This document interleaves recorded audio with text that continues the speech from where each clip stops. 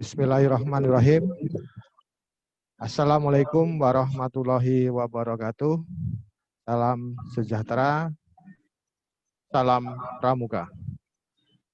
Puji syukur kita panjatkan kehadirat Allah Subhanahu wa Ta'ala yang telah memberikan kita dengan berbagai macam nikmat, terutama nikmat sehat, ya, sehingga kita dapat berkumpul, berjumpa, ya, dalam program kegiatan masa orientasi pramuka yang biasanya di tahun-tahun yang lalu biasanya dilaksanakan secara tatap muka langsung, ya, bahkan dilakukan secara outdoor, banyak melakukan aktivitas fisik. Namun di tahun ini masa orientasi pramuka atau pramuka sistem blok ini terpaksa kita lakukan dengan virtual atau secara jarak jauh. Perkenalkan, saya adalah Kak Pamuji Santoso di Pangkalan SMA Negeri 2 Tambun Utara. Kakak diberi amanah sebagai pembina pramuka putra. Mudah-mudahan dalam masa orientasi pramuka ini kalian selama 3 hari diberikan kesehatan sehingga dapat mengikuti seluruh rangkaian materi, ya, dengan baik. Pada kesempatan kali ini kakak ingin menyampaikan materi tentang lambang pramuka dan seragam pramuka. Berarti dia ikut dong Pak itu.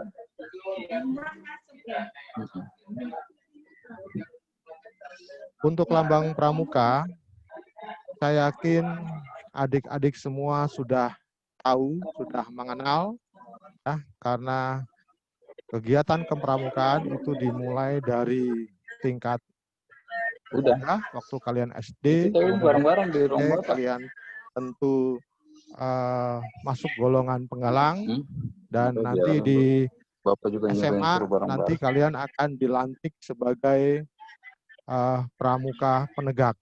Tentu lambang pramuka kalian sudah paham dengan baik. Mungkin ya kalau nggak paham mungkin tahu lambang pramuka. Ya, sebagai sebuah organisasi tentu pramuka harus memiliki lambang yang dapat digunakan sebagai identitas. Ada minum? Ya.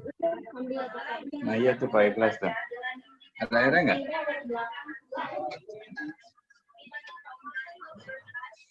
Lambang gerakan pramuka itu merupakan tanda pengenal, ya, sebagai sebuah organisasi yang mewakili sifat, nilai, serta norma yang dimiliki oleh setiap anggota pramuka. Jadi dengan harapan, ya, setiap anggota pramuka dengan mengenal lambang itu bisa mewakili sifatnya dan juga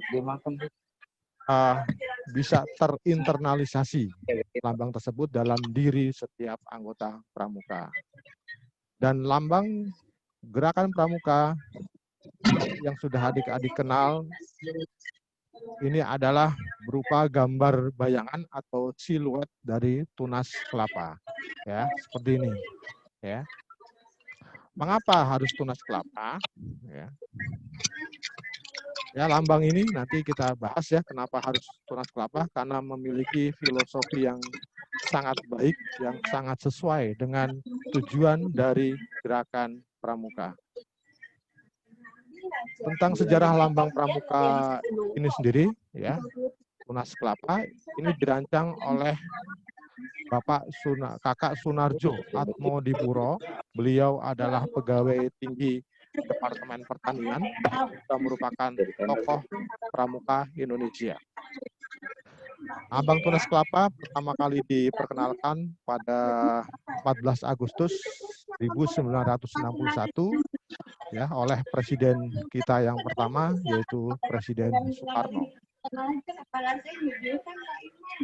Tutup aja ke Kemudian sore-sore gitu penjabaran ya. simbol tunas kelapa sebagai lambang gerakan pramuka ini diresmikan melalui surat keputusan Kuarnas Gerakan Pramuka nomor 6 tahun 1971. Ya, jadi disahkan tahun 1971. Nah, ini arti dari tunas kelapa ya. Tunas kelapa mengandung arti bahwa pramuka ini merupakan inti dalam proses kelangsungan hidup bangsa, terutama dalam mendidik karakter tunas-tunas bangsa generasi muda. Kemudian buah kelapa dapat bertahan lama. Artinya pramuka, ya adik-adik semua, adalah organisasi yang anggotanya memiliki sifat kuat, ulet, jasmani, dan rohaninya. Ya. Jadi pramuka itu harus kuat, ulet, baik jasmani maupun rohani. Kemudian pohon kelapa dapat tumbuh di berbagai tempat, mulai dataran rendah sampai dataran tinggi. Ya, artinya setiap anggota pramuka dapat beradaptasi dengan berbagai macam situasi, ya, termasuk dalam keadaan saat ini di era pandemi COVID-19. Kalian harus bisa beradaptasi dengan kondisi ini, termasuk dalam proses pembelajaran. Kemudian pohon kelapa tumbuh tinggi. Artinya apa? Artinya pramuka memiliki tujuan dan cita-cita yang tinggi dalam membentuk karakter pemimpin dari generasi muda yang ada pada setiap zaman. Pohon kelapa memiliki sistem perakaran yang sangat kuat. Ini artinya pramuka harus berpegang teguh pada dasar-dasar yang kuat, tidak mudah goyah oleh pengaruh-pengaruh negatif dari luar. Ya. Dan juga pohon kelapa adalah pohon yang serbaguna. Artinya pramuka harus bermanfaat, baik bagi bangsa, negara, masyarakat, dan agama. Ini yang kurang lebih menjadi filosofi kenapa digunakan tunas kelapa sebagai lambang dari gerakan pramuka, karena sangat mewakili dari tujuan dari gerakan pramuka. Ya.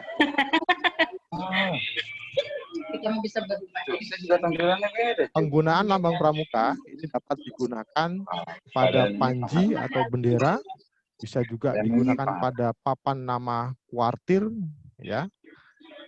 Misalkan kamu lihat di sekolah-sekolah biasanya di depan sekolah ada papan gerakan pramuka, itu biasanya menggunakan gambar tunas kelapa. Atau pada tanda pengenal dan alat administrasi gerakan pramuka. Kemudian penggunaan lambang dimaksudkan agar anggota pramuka selalu ingat dan paham dengan arti kiasan dan lambang pramuka, serta anggota pramuka bisa mengamalkan ilmu pengetahuannya kepada masyarakat luas. Jadi penggunaan lambang pramuka di berbagai media itu tujuannya agar anggota pramuka betul-betul paham, ya, bukan hanya gambarnya, tapi juga arti kiasan yang sudah kita bahas tadi. Ya, itu tentang lambang pramuka, ya. Mudah-mudahan bisa dipahami dengan baik, ya, bukan hanya, sekali lagi, bukan hanya gambarnya, tapi juga arti kiasan, sehingga lambang pramuka tersebut dapat terinternalisasi dalam diri kalian sendiri, sehingga kalian bisa menjadi pramuka yang tangguh di masa datang. Baik, untuk materi kita yang kedua, ya, materi kita yang kedua adalah tentang pakaian seragam anggota gerakan pramuka. Ya. Dasar dari penggunaan pakaian seragam pramuka ini ada tertuang dalam SK Kuarnas nomor 174 tahun 2012 tentang petunjuk penyelenggaraan pakaian seragam anggota gerakan pramuka. Kemudian juga yang menjadi dasar berikutnya adalah Permendikbud nomor 63 tahun 2014 yang menyatakan bahwa gerakan pramuka merupakan kegiatan ekskul yang wajib diikuti oleh seluruh peserta didik di semua jenjang SD, SMP, SMA di Indonesia. Artinya dengan Permendikbud ini ya kalian diikat agar mengenakan seragam pramuka paling tidak 1 hari dalam 1 minggu, karena ini merupakan kegiatan ekskul wajib, sehingga kalian harus betul-betul mengetahui seragam pramuka, ya, bentuknya seperti apa, kemudian atribut-atributnya seperti apa yang harus dikenakan, harus kalian pahami. Biar kita nggak tidur manggil lah. Kalau Bapak, saya Adapun fungsi seragam dalam gerakan pramuka yang pertama adalah menumbuhkan rasa jiwa kesatuan dan jiwa kepramukaan. Jadi kita nggak tukar, itu Bapak. Dan memberikan latihan dan pendidikan tentang kerapihan, sederhanaan, keindahan, dan kesopanan. Kemudian menanamkan harga diri, kebangsaan nasional, jiwa persatuan, dan kesatuan bangsa Indonesia. Ini tujuan penggunaan seragam pada gerakan pramuka. Dan juga satu lagi adalah menanamkan rasa disiplin. Ya, ini tujuan kita menggunakan atau nanti mewajibkan kalian setiap hari tertentu, biasanya di hari Rabu, kalian akan menggunakan seragam pramuka. Dan Bapak kakak harapkan setelah menerima materi ini, tidak ada lagi nanti setelah dilantik menjadi penegak, kemudian masuk tatap muka dalam pembelajaran, ya, kalian ke sekolah menggunakan pakaian pramuka yang tidak pas.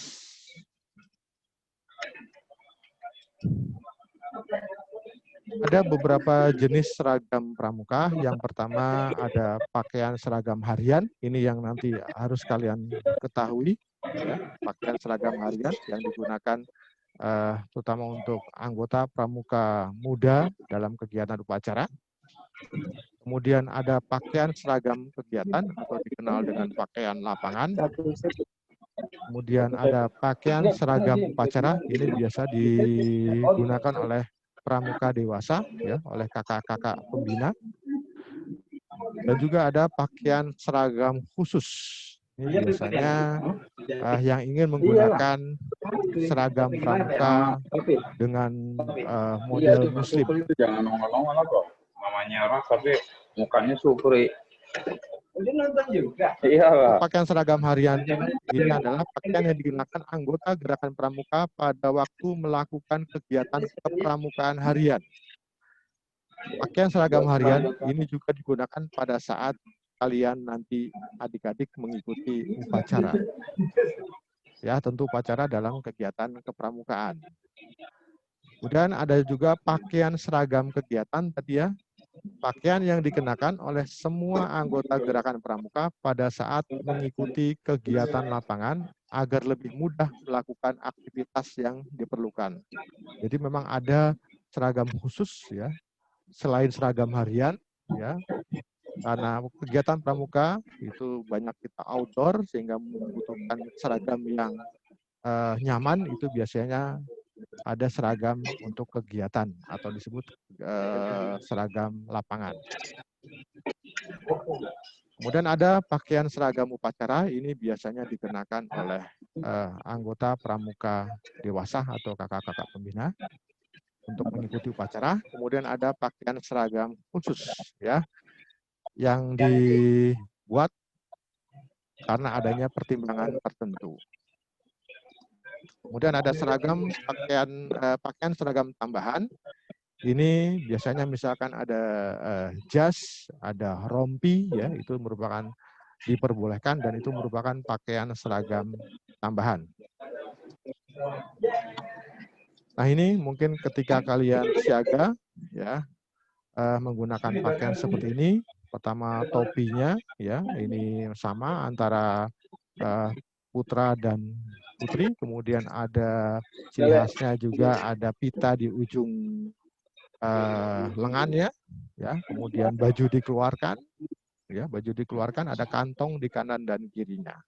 Ya, ini perlu kakak sampaikan karena beberapa angkatan yang lalu ada siswa SMA masih menggunakan pakaian siaga, ya, tapi bukan SMA Negeri 2 Tambora, ya. Jangan sampai SMA Negeri 2 Tambora sudah mengikuti masa orientasi ini menggunakan pakaian pramuka yang tidak tepat, ya. Kalau masih ada menggunakan pakaian dengan lengan berpita coklat ini, berarti itu adalah pakaian siaga. Kemudian berikutnya adalah pakaian ini penggalang, ya. Kakak temukan juga dalam sehari-hari itu banyak penegak yang masih menggunakan model pakaian penggalang, ya, terutama putri, ya, putri. Ini penggalang putri itu cirinya adalah baju dimasukkan. Nah, nanti kalau penegak itu baju sudah tidak dimasukkan, dikeluarkan, ya. Kemudian juga model roknya berbeda, ya, model roknya, ya. Kalau ini ada rempel, ya, di depan dan di belakang, ya. Tapi kalau penegak nanti rempelnya hanya di belakang, ya. Jadi jangan sampai ada yang salah. Kemudian kalau untuk putra, penggalang putra itu ada yang menggunakan celana pendek dan ada yang menggunakan celana panjang, ya. Ini perlu kakak sampaikan supaya kalian tidak nanti menggunakan seragam pramuka yang salah dalam kegiatan tatap muka nanti. Nah, ini seragam pramuka yang harus kalian kenakan, harus kalian ketahui dengan baik, ya, sebagai pramuka penegak. Pertama adalah topinya. Untuk yang putri, topinya adalah menggunakan topi bundar, kemudian ada tanda tutup kepalanya, ya. Ini berwarna kuning, ya, kalau penegak. Kalau putra menggunakan baret, ya, menggunakan baret. Kemudian untuk bajunya putri ini menggunakan model princess, ya, baju dikeluarkan, kemudian kacu atau tangan leher ini dimasukkan ke dalam kerah, dan di sini ada lidah bahu, ya, ada lidah bahu biasanya untuk memasang tanda pangkat kalau kalian nanti aktif dalam pramuka reguler, ya. Kemudian pada bagian bawah pramuka putri, baju bagian bawah ada kantong dalam, ya, kantong dalam. Jadi tidak dimasukkan, ya, tidak dimasukkan. Kemudian untuk pramuka penegak pria atau putra itu bajunya ada lidah bahunya untuk menempelkan tanda pangkat, kemudian dengan 2 kantong bertutup, ya, di dada kanan dan dada kiri. Kemudian celana panjang, kalau penggalang ada yang masih celana panjang, celana pendek. Kalau penegak semuanya sudah bercelana panjang, dan di baju dimasukkan, kemudian menggunakan ikat pinggang, ya. Ini kurang lebih seragam untuk penegak, ya, modelnya. Jadi tolong, terutama yang sering kakak jumpai masih salah itu ada pada pramuka putri, ya, pramuka penegak putri yang masih menggunakan pramuka baju seragam penggalang, ya, jadi bajunya dimasukkan. Nah, itu kurang pas, ya.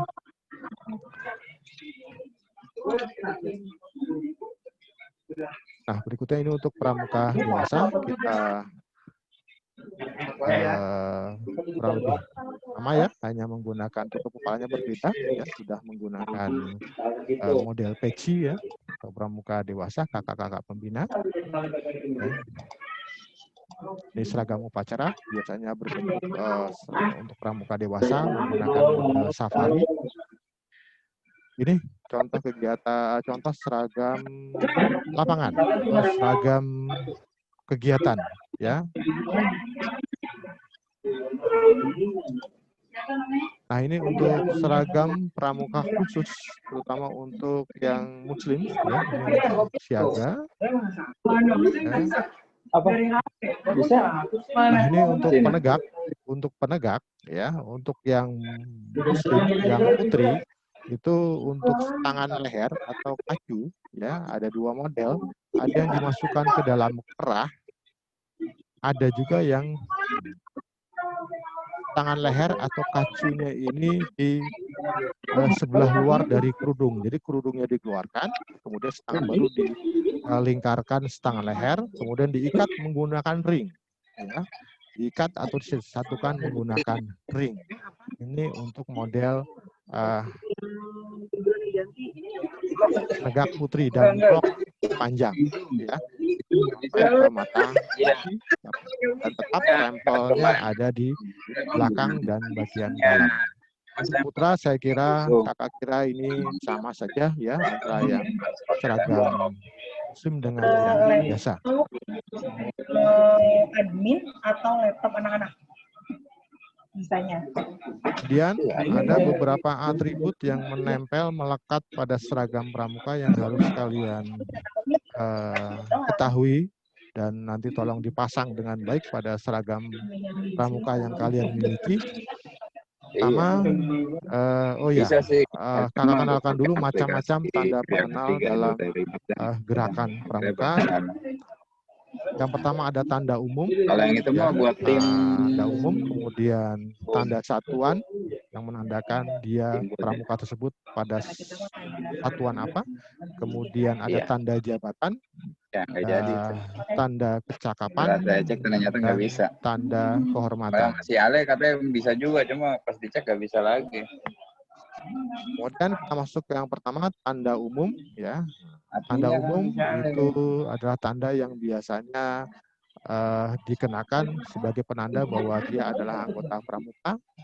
Ya. Jadi nanti kalian walaupun tidak aktif dalam ekskul kepramukaan, itu tetap harus menggunakan ini.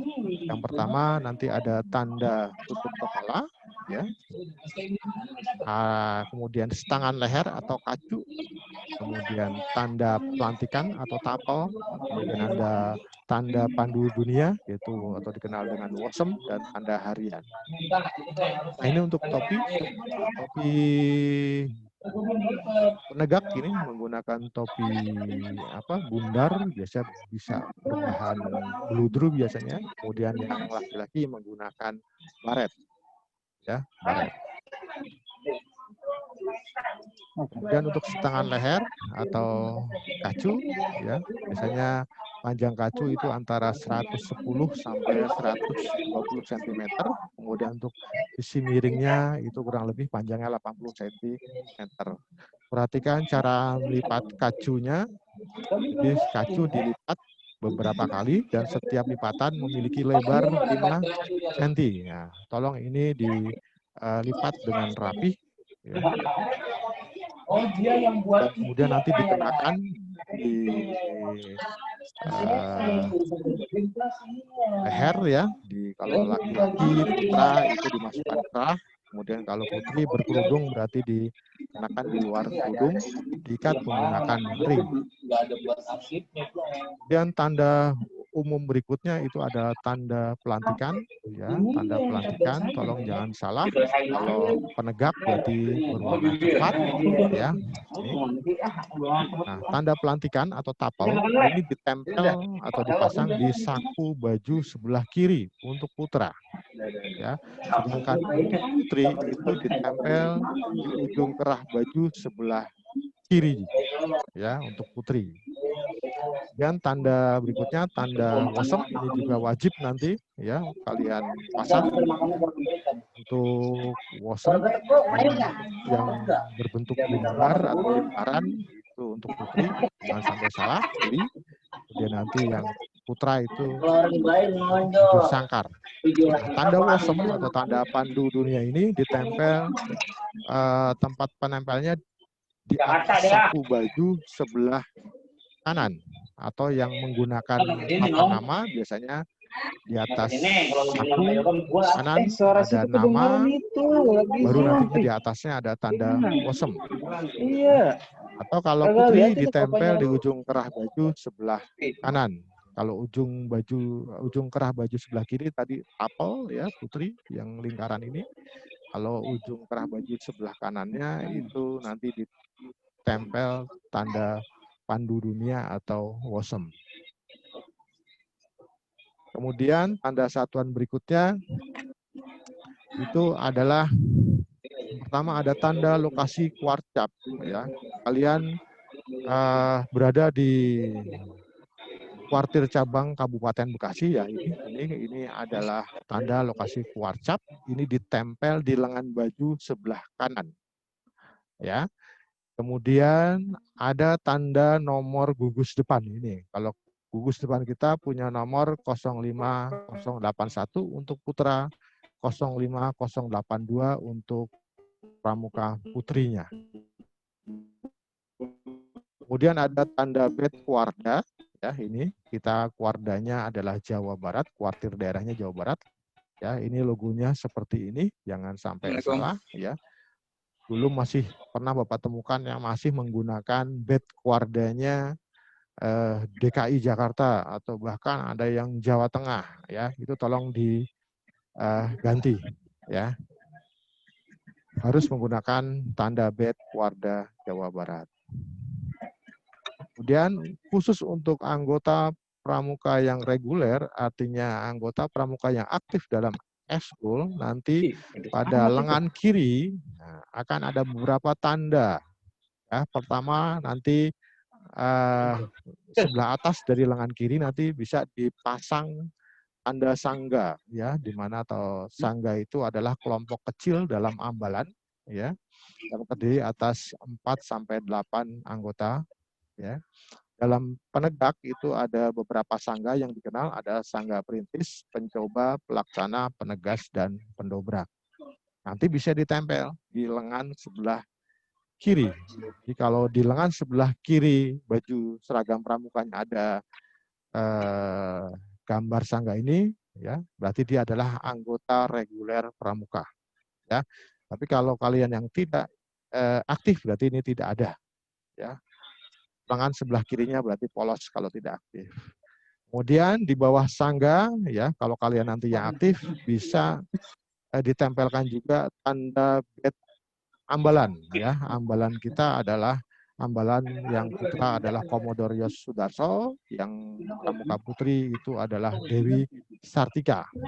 Ya, dan digabung menjadi Koyo Sudeska. Nah, ini lambang atau logo ambalan kita. Itu bisa ditempel di baju lengan baju sebelah kiri. Ya, ini untuk pramuka yang aktif. Tapi kalau yang tidak tergabung dalam pramuka aktif atau reguler itu ya, tidak mengenakan logo ini. Kemudian tanda satuan, ada juga tanda kecakapan umum. Ini juga biasanya dikenakan oleh anggota pramuka reguler yang aktif. Ya, jadi ada biasanya begitu dilantik, ya kelas 10 menjadi penegak, mengisi SKU, kemudian nanti ada kalau SKU-nya sudah terpenuhi akan dilantik menjadi penegak bantara. Ya, penegak bantara. Kemudian kelas 11 nanti mengisi SKU lagi, nanti akan dilantik setelah selesai dilantik menjadi penegak laksana. Dan tanda pangkat ini, ya, tanda pangkat ini nanti dipasang pada baju lidah bahu, ya, di lidah bahu. Ya, tentu ini menjadi kebanggaan bagi anggota pramuka. Kemudian juga ada selain tanda kecakapan umum, ada juga tanda kecakapan khusus atau TKK.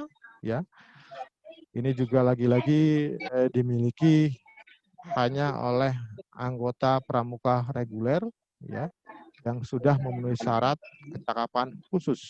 Ya, nanti TKK ini dipasang pada lengan baju sebelah kanan dan biasanya melingkari bed kuarda. Tapi yang dipasang di lengan baju ini maksimal hanya 5 TKK. Dan sisanya kalau memang TKK-nya banyak itu nanti dipasang pada selempang atau petampan. Dan TKK ini dikenal nanti ada 3 tingkat, ada TKK Purwa, TKK Madya, dan TKK Utama. Dan ini tentu menjadi kebanggaan juga bagi anggota pramuka reguler. Ya. Saya kira itu untuk materi kita hari ini. Ya, mudah-mudahan dengan penjelasan kakak hari ini, ya, kalian ya calon anggota pramuka penegak, ya, setelah dilantik nanti dapat mengenakan pakaian seragam pramuka dengan benar dan tidak lagi ditemukan penggunaan atribut ataupun seragam yang salah.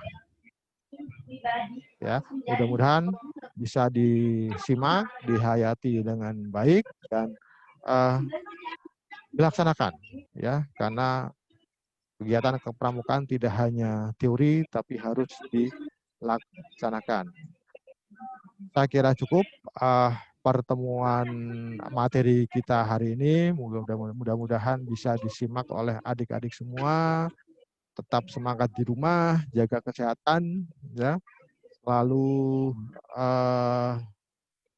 dalam masa pandemi ini selalu menggunakan masker dalam segala aktivitas, sesering mungkin cuci tangan dan juga hindari kerumunan. Maka akhiri, ya. Wabillahi taufiq wal hidayah.